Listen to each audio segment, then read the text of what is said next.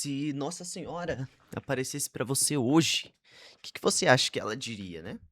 Hoje nós temos tantos problemas, tantas correrias, posto que, assim como eu, você deve ter diversos problemas relacionados à vida em geral, né? Tem gente que tem problemas financeiros, tem gente que tem problema de relacionamento, tem gente que tem problemas de saúde, mas hoje, se Nossa Senhora aparecesse para você, o que você acha que ela diria, né? Ela prometeria uma cura, ela prometeria uma melhora. Bom, a história que nós vamos conversar aqui hoje, né, trata do aparecimento de Nossa Senhora para uma menina pobre, extremamente pobre, do século XIX, na França, no interior, bem na divisa ali com a Espanha, em uma cidade chamada Lourdes. Nós vamos falar um pouco a respeito de Santa Bernadette, que quando Nossa Senhora encontra ela e passa ali ter um diálogo propriamente dito, Nossa Senhora ela não promete para aquela menina pobre, fraca em saúde, algo melhor, né, mas a promessa que Nossa Senhora faz é: "Não prometo te fazer feliz neste mundo, mas no próximo". Então, para que nós possamos começar todo esse vídeo, nós temos que compreender um pouco a teologia de Lourdes, que desfoca daqueles padrões que naturalmente nós acostumamos a ver as coisas. Quando nós estamos em uma empresa, né, quando nós estamos em um mundo corporativo e até no nosso dia a dia, né, nós sempre esperamos que quanto mais nós gastamos tempo com aquilo, quanto mais nós nos esforçamos, mais rápido tende a vir determinado resultado. Ou seja, nós abrimos mão ali de um tempo, nós nos dedicamos, nós colocamos empenho, esforço para que alcancemos algo, né, de valioso. Assim como o trabalho, nós trabalhamos para que possamos receber dinheiro, né, esse dinheiro nós utilizamos para pagar as nossas contas, termos um lar, termos muitos, né, ter um automóvel ou se locomover de outra forma. Enfim, fato é que na nossa pedagogia humana, né, nós sempre acreditamos que quanto mais nós nos esforçarmos, mais o resultado tende a vir, né. Mas Lourdes vem quebrar, né, toda essa contextualização que nós temos de quanto mais esforço, mais resultado. Porque a lógica, né, dessa alegria que Lourdes prepara para cada um de nós é uma alegria que não cabe no aspecto aqui terreno. Então, para que nós possamos, né, avançar um pouco mais nessa discussão que nós temos aqui, nós precisamos ver a forma que Lourdes apareceu, né. Então ela não decidiu aparecer para uma multidão de pessoas, mas para uma única pessoa, que é Santa Bernadette, né, a nossa vidente, né, aquela que vê a Nossa Senhora aqui nessa nossa história. Pois bem, dado um encontro inicial, outros encontros continuaram a acontecer naquela gruta chamada Massabielle, né, que é a Massa Velha, a Rocha Velha. E em diversos desses encontros que se sucederam, ali no início, mais ou menos na terceira aparição, conforme nós vamos ver pelos relatos e o dossiê levantado do padre René Laurentin, acontece que Bernadette começa uma conversa ali com Nossa Senhora, e Nossa Senhora realiza um convite para Bernadette, né, olhando com aquele sorriso doce, né, de mãe, né, nós podemos apenas imaginar como deve ter sido a cena, mas Nossa Senhora olha para Bernadette e pergunta para aquela menina, né, pobre ali, não trajando vestes finas, e pergunta para ela: "Você teria a graça de poder aparecer aqui por 15 dias?", né, e evidentemente, com um pedido desse vindo da Mãe de Deus, Bernadette confirma, né, consente com aquele convite de Nossa Senhora e diz que virá ali. E tendo, né, dado essa resposta, Nossa Senhora olha para Bernadette e diz: "Não prometo fazer-te feliz neste mundo, mas no próximo". Então, olha só, a compensação, né, que muitas vezes nós temos aqui na Terra pelo esforço do nosso trabalho, Nossa Senhora de Lourdes vem e quebra essa promessa de compensação aqui na terra e lança ela para um futuro, né. Não é um simples fato que acometia Bernadette, mas é possível nós trazermos para cada um de nós a respeito dessa promessa de Nossa Senhora, como ela se aplica na nossa vida, né. É interessante como nós nunca vamos ser felizes por completo, né. Uma hora nós estamos felizes, outra hora algum problema tira, né, a nossa paciência, outra hora nós conseguimos voltar a ser felizes, e aí vem uma enxurrada de situações e nós deixamos de ser felizes novamente. Então, é curioso nós percebermos, né, que na nossa vida nós sempre vamos ter esses altos e baixos, porque naturalmente em um mundo que ainda é imperfeito, essas questões, né, de sofrimento vão perpassar a nossa vida, uma hora ou outra. Então, Nossa Senhora vem e alerta, né, a respeito disso. Se você quer, né, Bernadette, ser feliz neste mundo, eu sinto muito, mas a lógica cristã ela passa pela cruz. E passando pela cruz é necessário viver o sofrimento. Bem, dado toda essa situação, Bernadette continua visitando aquela gruta e outros encontros passam a se suceder. E aí nós conseguimos ver um outro detalhe muito importante a respeito dessa mensagem de Lourdes, que é o apelo que Nossa Senhora faz para a penitência. Então, em uma dessas aparições, no livro do Padre René Laurentin, ele vai se aprofundar a respeito da atitude de Bernadette com base nos pedidos de Nossa Senhora. Então, em determinado momento das aparições, Bernadette, a pedido, né, de Nossa Senhora, começa a comer algumas ervas que tem ali naquele espaço, e são ervas amargas, né, em sinal de penitência mesmo, né, como se ela fizesse aquilo pelos pecadores. E em um outro momento, uma cena que vai dar início a todo o milagre, né, da mina que corre em Lourdes até hoje, Nossa Senhora pede para Bernadette ir lavar-se, né, com a água que está ali e aponta para dentro da caverna. Bernadette, sem entender, né, achando: "Bom, ali não tem nada". Ela começa a ir em direção ao rio Gave, né, e Nossa Senhora adverte ela: "Não, eu disse que é ali". Então Bernadette, naquela humildade dela, adentra até a caverna e começa a cavar. O Padre Laurentin, ele vai dizer que Bernadette, ela precisou arranhar 3 vezes a terra para começar a sair um pouco de água, né. Então, o aspecto teológico que o padre traz aqui, é que esse arranhar de Bernadette, para que a água pudesse sair, é um sinal da dificuldade de conversão que cada um de nós cristãos tem. É necessário para que nós vivamos e experimentemos aquela água pura de Lourdes, que nós cavemos, né, a lama do pecado, que nós cavemos ali o lodo, aquilo que ficou parado, para que a partir dali comece a brotar uma água limpa. Bem, tendo Bernadette cavado, né, ela tenta beber aquela água, né, ela não consegue engolir muito bem aquela água, ela se lava, né, com aquela lama e totalmente humilhada, né, com o povo, né, a população nessa aparição já estava ali no entorno de Bernadette, começa a gritar, né: "Bernadette está louca, né, ela enlouqueceu". E aqui o padre Laurentin, ele explica que acontece o grande kenosis, kenosis, que é uma palavra grega, já aparece no evangelho, e significa justamente esse esvaziamento, é quase que uma desdivinização, né, uma palavra aportuguesada mais próxima do que significaria isso.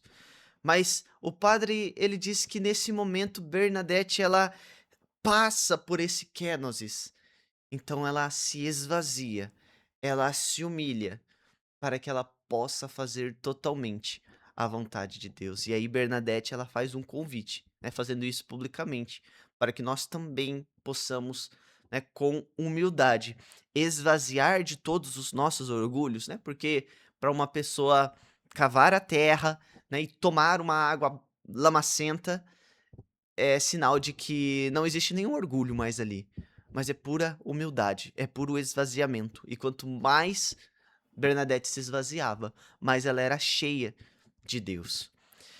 Tanto é que Bernadette tinha um carinho especial e era tão cheia de Deus que, em determinado momento das aparições, ela praticamente recebe uma missão, né, eclesial. Tendo Nossa Senhora aparecido algumas vezes, ela chega e pede a Bernadette: Bernadette, vá e peça para que se construa aqui nesse local uma capela e que os povos venham até aqui em procissão. Bem, na cidade de Bernadette, né, Lourdes, havia um padre, né, um abade responsável por todo por toda a situação ali da igreja e, evidentemente, ele já estava acompanhando essas aparições. Então, surge na nossa história um personagem muito usado por Deus mesmo para servir como um filtro daquilo que estava acontecendo em Lourdes. Padre Peiramale, né, que é Dominique Peiramale, era um padre de estatura grande, né, vai dizer os relatos, uma voz forte, um temperamento explosivo e que quando Bernadette se aproxima e conta para o padre o desejo, né, de Nossa Senhora, o padre, com o jeito dele, né, com aquela estatura forte, diz para Bernadette: "Tudo bem, nós vamos fazer isso, desde que a roseira brava, né, uma roseira selvagem que está lá naquela gruta floresça em pleno inverno". Claro que aqui o padre ele pede algo impossível, né? Mas como Deus tem um plano para todas as coisas, ele ia dar um jeito nessa situação. Guarda essa parte, ok? Guarda essa parte desse pedido do padre e a missão que Bernadette tinha a partir daí. Acontece que no ano de 1854, nós estamos falando do momento em que o Santo Padre é o Papa Pio IX. Nós estamos falando de um ano que passou aproximadamente, né, pouco mais de meio século da Revolução Francesa. É um ambiente extremamente secular, materialista, avesso à religião, avesso às questões sobrenaturais. E esse Papa, no ano de 1854, ele se vê em um grande dilema. Por quê? Devido a diversos debates teológicos entre os cardeais, entre os padres, entre os bispos, haviam chegado em um consenso geral de que Nossa Senhora, né, ela realmente era a Imaculada Conceição, né? Que é isso, Imaculada Conceição? Que foi concebida sem o pecado original, né? Existem diversas questões teológicas envolvendo isso, né? Em que ela foi salva por antecipação à morte de Jesus na cruz, e por conta disso, o Senhor, que é fora do tempo, ele não anda aqui, né, na nossa realidade temporal, mas ele vive na eternidade, já havia salvo Nossa Senhora e libertou ela do pecado original. Mas não vamos nos ater a essa discussão. Fato é que a Igreja Católica, em sua discussão, considerou que realmente Nossa Senhora era a Imaculada Conceição. E aquilo precisava ser definido como um dogma, como uma verdade de fé, de modo que, se você acredita, aliás, de modo que, se você não acredita, você não está mais em comunhão com a igreja. E o padre, né, Santo Padre, quando decide por anunciar o dogma da Imaculada Conceição, ele se vê nessa situação, onde proclamar um dogma desse nível seria quase que um suicídio, né, aos olhos dessa sociedade materialista, né, dessa sociedade secular. Mas Padre Pio vai lá e, né, realiza inspirado pelo Espírito Santo, um movimento que impactou toda a igreja e que foi confirmado posteriormente, né, no milagre de Lourdes. Papa Pio IX, ele declara, antes do dogma da Imaculada Conceição, o dogma da infalibilidade papal. Meu Deus, o que que é isso? Significa que quando o Papa ele fala, né, junto com o colegiado dos bispos, ou seja, né, junto com o grupo sucessor dos apóstolos, em uma posição ex cátedra, ou seja, pela cadeira de São Pedro, ele está infalível em matéria de fé. Nossa, como assim, Jonathan? Significa que quando ele faz esse pronunciamento pela cadeira de São Pedro, esse pronunciamento é a prova de falhas em matéria de fé. Não quer dizer que ele não vai falhar em forma, né, em questões biológicas, não quer dizer que ele não vai falhar em questões históricas, mas em matéria de fé, de salvação, aquela é uma verdade. Então, Papa Pio IX vai, declara a infalibilidade papal e, logo em seguida, ele anuncia o dogma da Imaculada Conceição. Beleza, isso aconteceu em 1854. Vamos retornar à história de Lourdes. Nós tínhamos então o padre Peiramale que solicitou a Bernadette que, para que tudo isso acontecesse, né, a roseira brava então pudesse florescer em pleno inverno. Bem, acontece que Santa Bernadette vai lá e em um desses seus encontros, após esse pedido do padre, Santa Bernadette pergunta: "Qual é o seu nome? Qual é o seu nome?" E Nossa Senhora de Lourdes para por um tempo, até que ela responde, Bernadette. Ela não responde em um francês polido, ela não responde em latim, em grego, não. Ela responde em um dialeto local, dizendo para Bernadette que soy era Inmaculada Concepción. Ou seja, que eu sou a Imaculada Conceição. Bernadette, que tinha uma dificuldade enorme, né, de estudar, uma dificuldade enorme de aprender as coisas, até mesmo as coisas de Deus, sai daquele encontro com Nossa Senhora, repetindo que soy era Imaculada Concepción, que soy era Imaculada Concepción. Quando ela chega diante do clero, ela responde, né, para aquele povo, né, para aqueles servos de Deus. Ela disse que soy era Imaculada Concepción. De imediato, todos entram em choque, porque é impossível que uma menina semi-analfabeta, pobre, com um intelecto não tão avançado, soubesse o que era a Imaculada Conceição. Um dogma proclamado 4 anos antes de tudo isso ter acontecido.